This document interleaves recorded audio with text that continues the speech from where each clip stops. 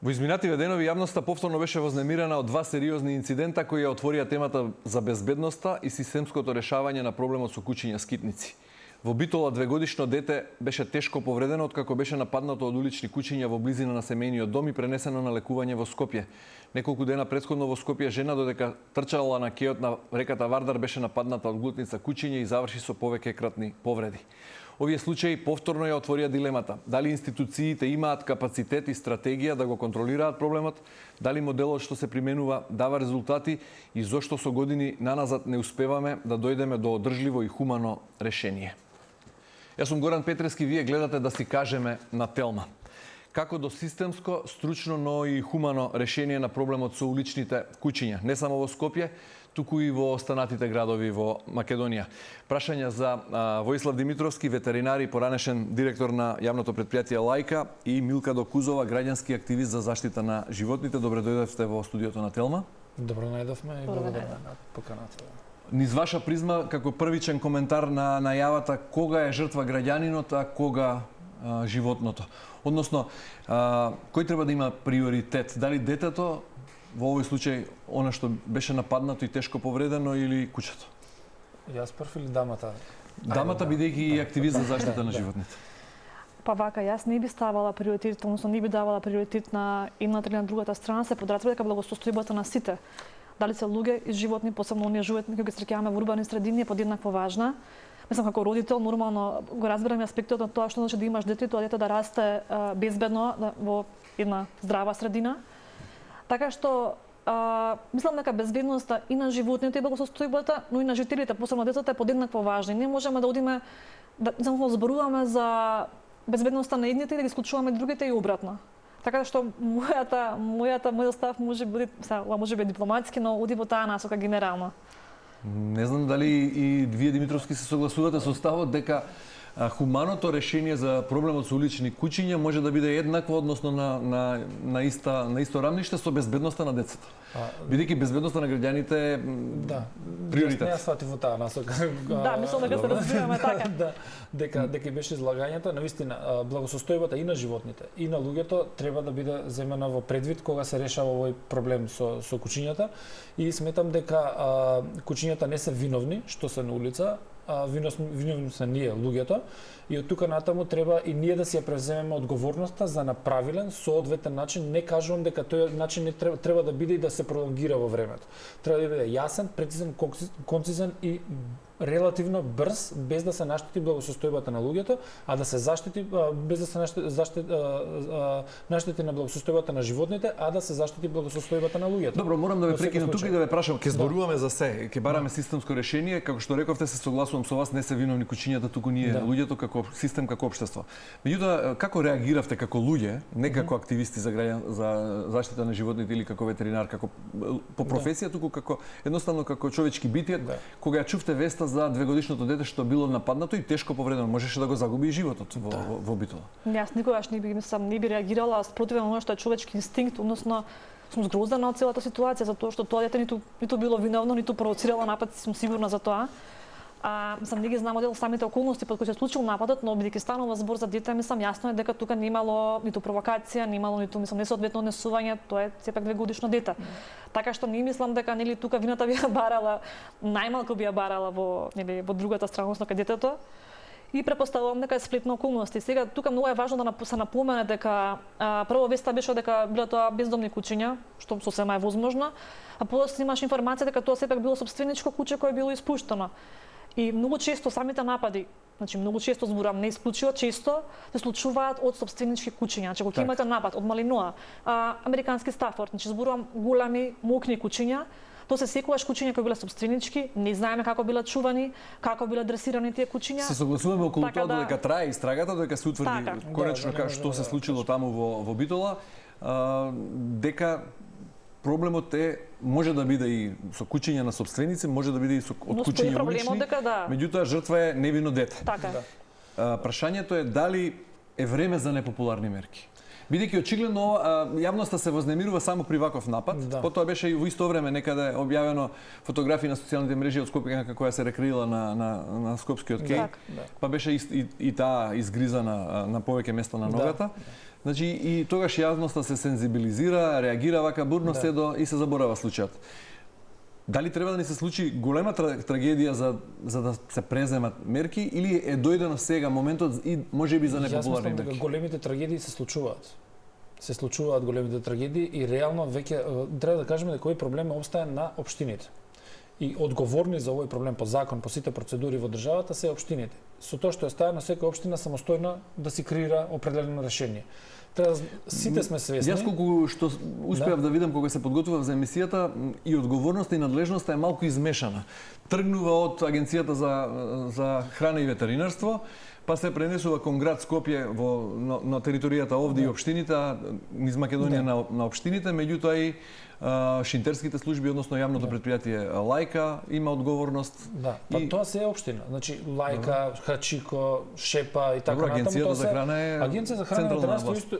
Да, таа само го контролира работата на прифатилиштето во однос на тоа да не ги злоупотребува животните и во однос на тоа да спроведува определени мерки според закон. Ништо повеќе од тоа, нити ја менаџира состојбата. Веќе почнавме да навлегуваме во темата. Јас на почетокот сакав да чујам реакција дали е дојдено време за непопуларни мерки по примерот на другите европски градови кои за жал поттикнати од поголеми трагедии или слично соочувајќи се со тоа дека проблемот со уличните куќиња станува преголем и неконтролиран, нашле начин и модел како тоа да го решат.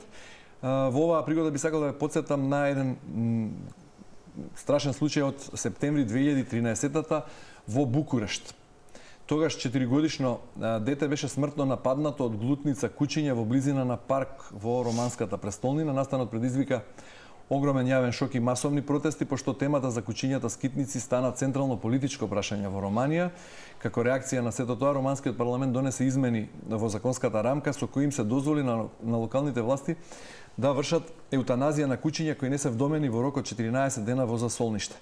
Мерката беше силно поддржана од дел од јавноста по трагедијата, но истовремено најдо на жестоки критики од организации за заштита на животните.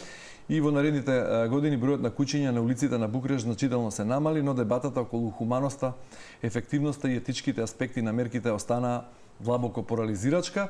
Овој пример често се наведува како случај кога сериозен инцидент доведе до радикална и брза институционална реакција, но по цена на еден невин детски живот и силна општествена подела.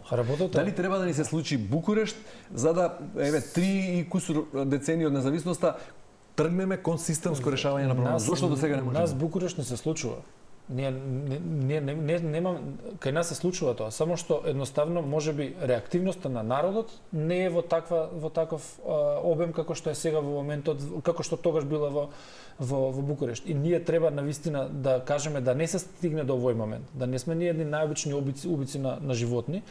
Треба навистина општините сериозно да размислат како ќе го менаџираат проблемот. Има општини кои што тоа добро го прават, има општини кои што се трудат тоа добро да го прават, има општини кои што апсолутно нити се трудат, нити име мисла да го направат и тоа се повеќето за жал општини во државата. Кои се добрите примери? Јас иако во Битола се случи овој проблем, јас би ја наведал Битола како еден од добрите примери. Не е добар пример бидејќи еве викендов лично бев таму и забележав огромен број на улични куќиња, а и луѓето со кои зборував таму се жалат дека проблемот со уличните куќиња е сериозен.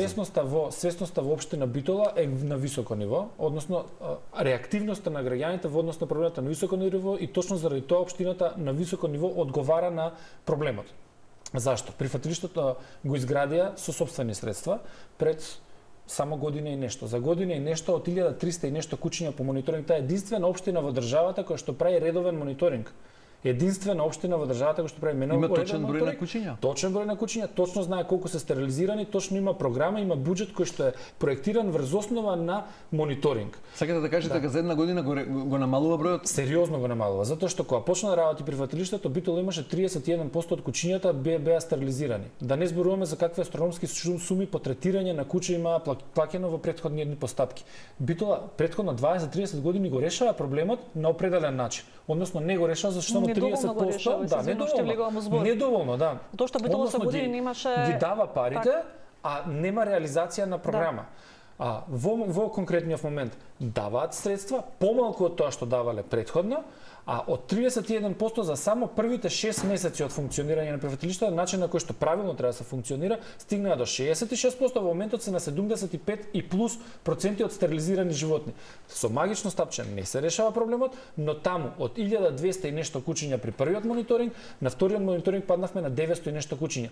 300 и нешто кучиња се намалена популацијата на битола само за 6 месеци, од тие 128 кучиња беа вдомени, значи најдено дом во семејство им е дадено начин на живот нормален, од тука натаму другите кучиња кои што се намалени се природно угинати, не се ефтаназирани.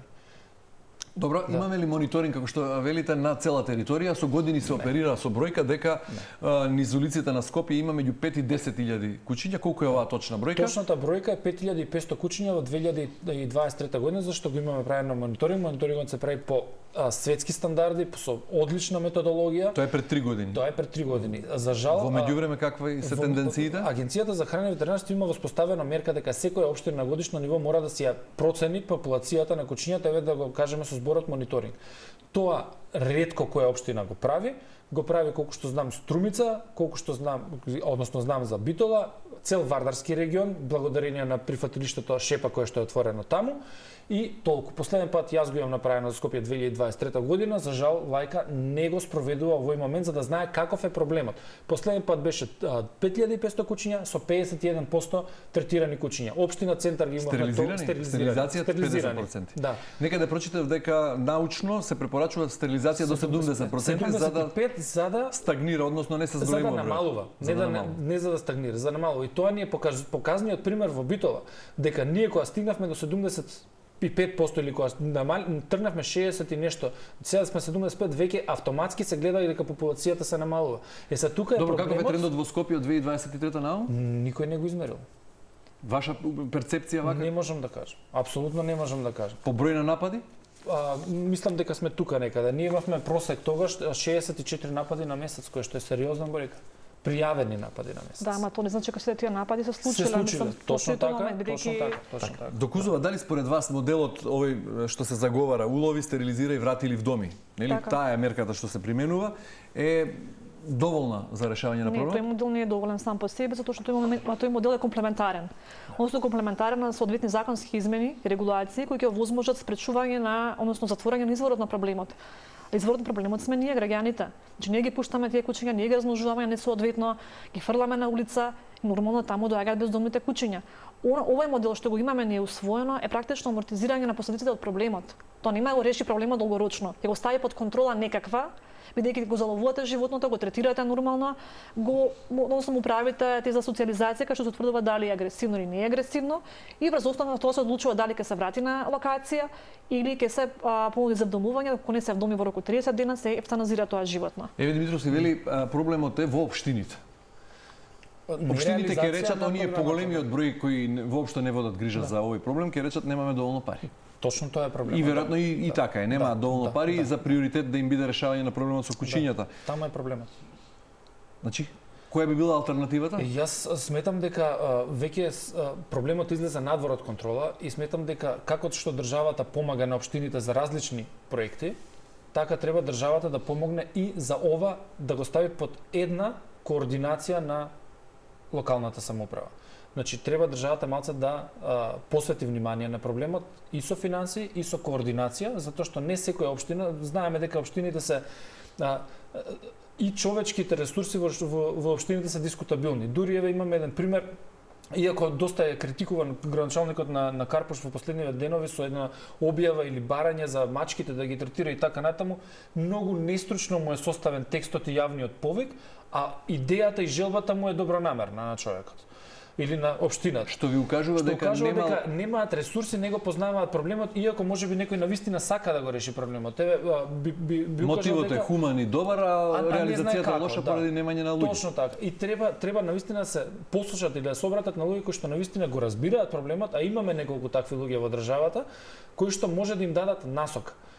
Еве би укажал дека градоначалникот на Струга се јави и сака да направи промена и разбира дека како во која насока треба да оди. Градоначалничката на Каменица истото тоа го прави во последниве неколку дена. многу е активна во рамки на решање на хуман начин на проблемот. И си го знаат проблемот. Меѓутоа се е ова спорадично, не е системско решение. Многу е спорадично. И се согласуваме околу тоа дека голем број општини немаат доволно пари, немаат доволно ни ресурси кадровски, не само луѓе, не само пари, туку и луѓе немаат доволно за да влезат во системско решение на проблемот. Дали можеби граѓанските здруженија, активистите за животна средина поставуваат високи стандарди, па и тоа е пречка или не? Усогласеност постои околу моделот, односно како треба да се реши проблем е само реализацијата. Јас мислам дека сам од аспект на граѓански активист, мислам дека ние нудиме и практични решенија, не зборуваме само како би кога би. Конкретно пример еве ова што го спомна Воислав дека нели недостасува координација. Јас тоа би го заменила лично, мислам ако нели мене ме праша, некој би го заменила тоа со задолжувам секоја општина да направи мерење, односно бројање на бројот на бездомни куќиња и врз база на тоа да изготви буџет. Значи мора да има буџетска ставка. Врз база на таа бројка дека оваа година ќе третираме 75% од бројот на избројани, односно мониторирани куќиња на улица. И тука не станува прашање дали сакаат, не сакаат, одлучуваат и задолжувате. Значи, само недостиг на ова координација, е задолжено веќе од страна на Агенција за храна и ветеринарство во годишната наредба за здравствена заштита на животните. И ова е задолжено веќе со тоа што агенцијата во конкретниот момент не ги контролира или ги дава само согласност на општините по определена програма, ма не гледа дали таа програма и во каков степен се спроведува. И тоа е големиот проблем. Општината ќе си поднесе програма, агенцијата можеби на не целосна база на податоци кој што е потребна за одобрување на една програма, ги одобрува програмите, затоа што програмите и на лајка во последните години се одобрени, а ги немаат мониторинг направено. Во исто така други општини им се одобрени програмите, а немаат мониторинг. Како е таа одобрена програма ако во законот, односно во годишната наредба кажува дека мора да е базирана на определени информации и популација на животни. Затоа на почетокот кога го вперивте прстот во општините, кога реков кој треба и кој е одговорен за проблемот, каде треба да почне решавањето, рековме општините. Меѓутоа од ова се разбираме дека проблемот е посуштински, посеопфатен. И сега прашањето е дали имаме проблем во законската рамка? Дали законите што се на сила, оној за благосостојба и грижа за животните, за ветеринарство се добри, усогласени меѓу себе или треба промена и во законската рамка? Или проблемот се крши во реализацијата на законите и во мешањето на надлежностите на институциите, односно нефункционирањето. Сите аспекти што ги набројавте, сите се проблематични. Од самиот закон како што е. Од каде треба да тргнеме ако сега мора се почне од законот. Моментално се работи на ново законско решение. Мислам со години се работи на ново законско решение, конкретно на Законот за заштита и благосостојба на животните. Веќе тука има многу пропусти во делот на казнувањето на неодговорно сопствеништво, регулирањето на како тоа ќе се спроведуваат, дел од тие постапки за дали одземање на животни. Мислам имам еден куп, да не навлегувам во детали. Почувам на таму. Со тој закон е надлежна го спроведува Агенцијата за храна и ветеринарство. Со тој закон се делегираат врските на општините. И не е само закон, да го имаме ние добриот закон. Ако немаме некоја соодветна имплементација и доследна имплементација, залудно ќе го имаме законот. Јас тука гледам почетокот на решавањето на проблемот, зборувам долгорочно решавање на проблемот. Значи не зборувам за краткорочни мерки, туку долгорочни мерки. Кога ќе почнеме и казнуваме тие што фрлат куќиња, со зборувам со сериозни казни, тие што размножуваат куќиња и ги фрлат. Какви се сега предвидените казни за таков прекрш? Законот за 15 евра е моменталната казна. 15 евра ако се докаже дека куќето што го пуштиле е ваше. Читав некаде дека во Франција или во Холандија казните се 1000 евра, 16.000 евра во Франција за оставање на куќа. Во Грција се уште повисоки казните, околу 35.000 евра е казна за мачење на животни, за напуштање исто сам 1000 евра. Има држави со екстремни примери, например Хрватска сега го стави во тоа и во кривично дело, ако го напуштиш миленикот. Сега да кажам во однос на општините дали имаме ние финансии како држава или не. Да, до определени општини немаат финансии, се блокирани сметки и така натаму, но мора да кажеме дека некои општини па врз основа на штетите предизвикани од уличната популација на куќињата, навистина трошат сериозни суми на средства кои што се многу поголеми од сумите кои што ги трошат за регулирање на проблемот.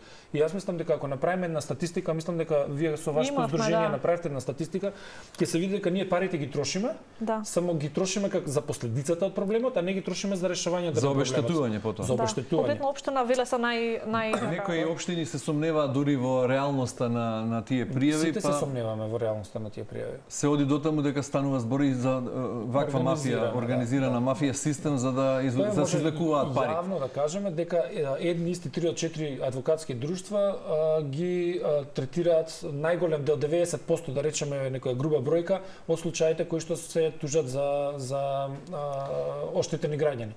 Како едни три исти... Ова е се предмет на шпекулација за сега. Не, тоа е проверено дека едни исти три... Не, сакам да речам дека ја станува збор за организиран систем за извлекување на пари од буџет. Меѓутоа факт е дека општините, голем број општини, и вклучително и градот Скопје, илјадници, десетици и стотици илјади евра одлеваат од буџетот годишно за обештетување.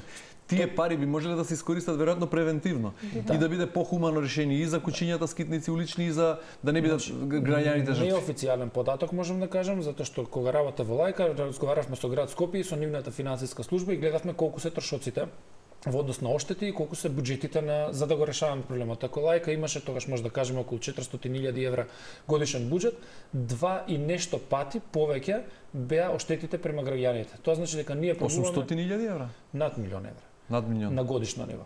Што е сега се намалени затоа што има спогодбено решавање, односно судските трошоци, адвокатските трошоци гледаат да се нулираат кои што се пола од глобите. Тоа се сериозни суми на средства кои што доколку ги адресираме во решавање на проблемот, а решавањето не е само залози стерилизирај врати. Ние цела емисија зборуваме за залози стерилизирај врати. Тоа е гасење на пожарот. Ние треба да ја работиме другата компонента уште повеќе. И тука се повикани исто така општините и законот им ја дава таа обврска, буквално обврска, дека треба да се работи на зголемување на јавна свест, односно на попречување на проблемот да се случи. Ние треба да превенираме, а не да лекуваме. Мислите на оставање на куќиња? Да, значи зголемување на јавна свест, да се казнува како што треба да се казнува, да се направат соодветни служби кои што тоа да го прават. Еве бевте директор на Лајка, во вашиот мандат дојдовте ли до податок колкав дел од уличните куќиња се однапуштени? Се напуштени домашни миленици, оставени од луѓе. Да, овој сериозен прекршок што значи тоа со мониторингот се гледа. И во мониторингот се гледа дека во урбана средина се многу помал бројот куќињата кои што се сопстvenички зборуваме. Има методологија тоа како се проценува една куќа дали е сопстvenичко или не. Зборуваме за згради, централско градско подрачје. Со тоа што тие куќиња поголем дел од нив се на англиски го кажам терминот се community dog.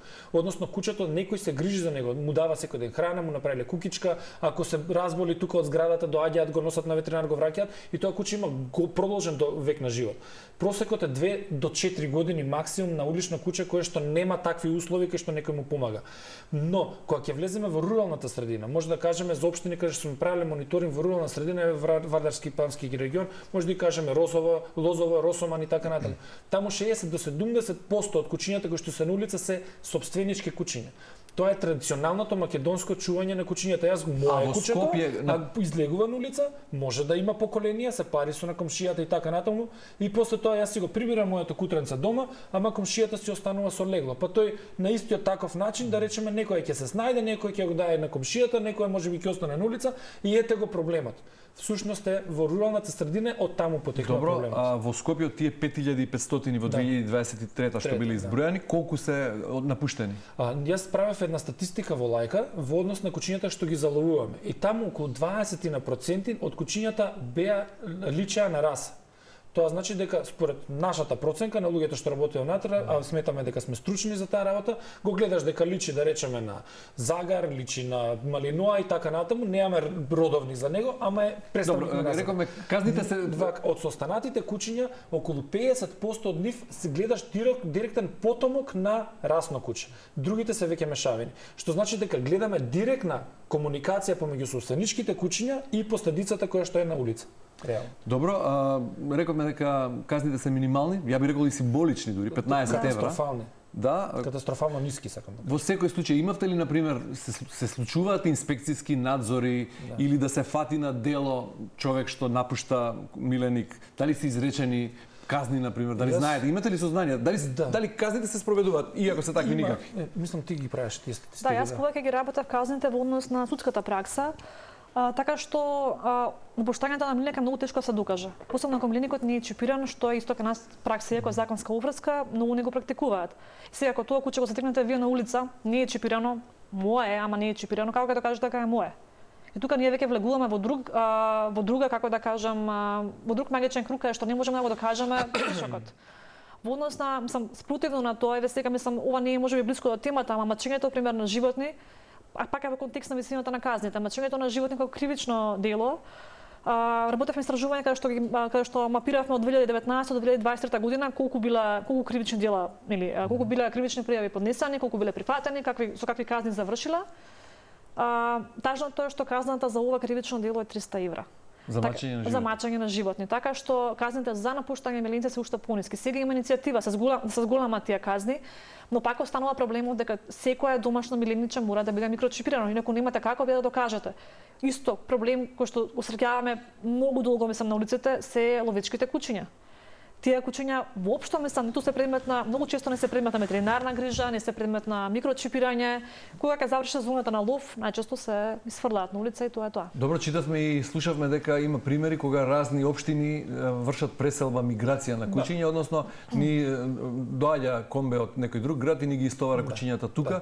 Дури слушавме и за кучиња од други земји, од Албанија конкретно. Колку е тоа чест случај? Од други земји тоа се толку мали примери, тоа е едно-две кучиња. Како може да поминат граница сето тоа?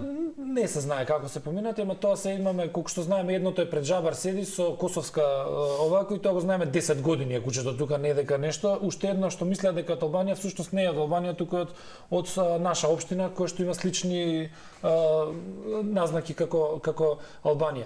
Нема такво нешто, ама има преселба на од една до друга локација, без разлика тоа дали од општина, организирана. Природна миграција или организирана? Не, организирана миграција, без разлика тоа дали од општина или е од некоја група на луѓе или еден граѓанин му сметат кучињата, пак од тука ќе му го префрли на другата општина или на другата населба проблемот и така. Како и да е, незаконски, нелегално. Незаконски, крајно незаконски. Како може општина тоа да го прави? Морам да кажам дека ако да си правен субјект, да ги собереме кучињата од центар на Скопје, да ги однесеме во центарот на Битола и тоа да го направиме со лайв стриминг, буквално.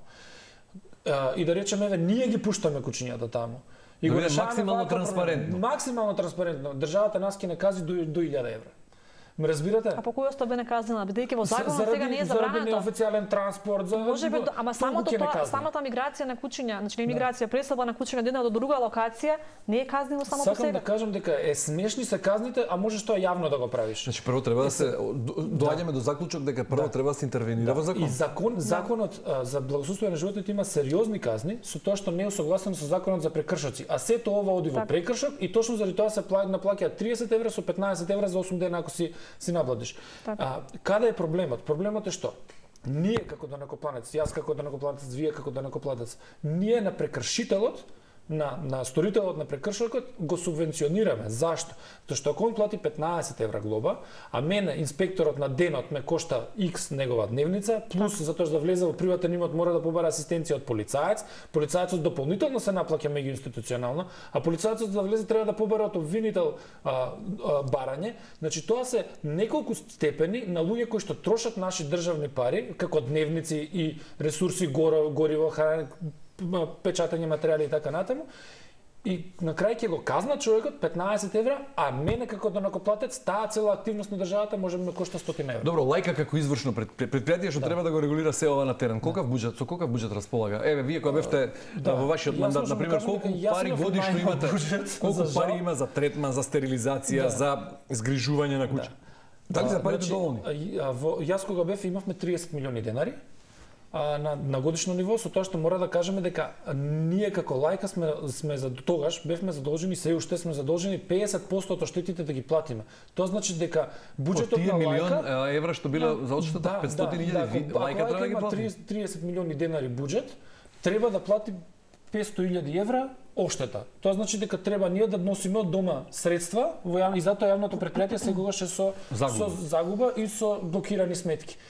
Точно заради тоа треба навистина системско решение да се знае, да се доведе во ред предпријатието.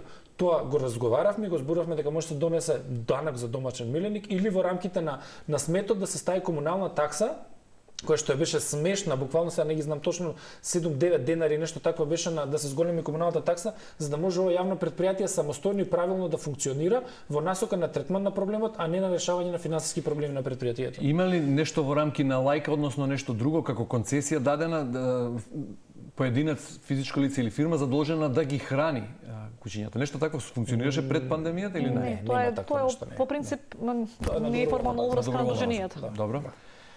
Добро, ако би добиле целосен мандат утре или ве прашаат надлежните институции, бидејќи велите многу институции немаат луѓе кадар не располагаат со кадар и ако добиете целосна надлежност и врз буџетот и врз проблемот на ова решение да најдете законски интервенции, што се првите мерки што би ги предложиле веднаш, како треба да тргне решавањето на овој проблем? Значи има повеќе слоене проблемот. Да. Прво треба да го сознаеме проблемот, да знаеме колкава ни е популацијата на улица.